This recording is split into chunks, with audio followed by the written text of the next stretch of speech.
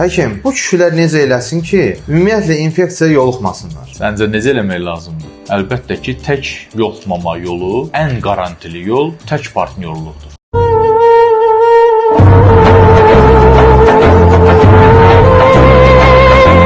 Yəni, çox partnyorluqdan qaçınmaq lazımdır. 1. Təsadüf partnyorluqdan uzaq durmaq. 2. Qarşılıqlı monoqam olmaq. Yəni, nə deməkdir bu? Hər iki cins tək bir-biri ilə sadəcə görüşməsi lazımdır. Yəni, başqa biri ilə görüşməməsi lazımdır. 3. Yeni tanışlıqlar mütləq şəkildə iki tərəfli analiz vermələri lazımdır. 4.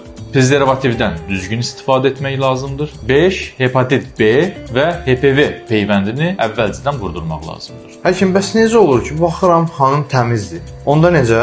Gözəl qardaşım, cinsi infeksiya üzə baxıb seçim etmir. Çünki TİV-də təmizdir deyə belə bir terim yoxdur. Və hər zaman partnyorlar arasında belə bir cümlə vardır. Ən təhlükəli cümlə sayıram mən bunu. Narahat olma, məndə heç bir şey yoxdur. Amma ən təhlükəsiz iş isə prezervativdən istifadə eləməkdir. Sevgi gözləri kör eləyə bilər, amma mikrobları kör eləyə bilməz.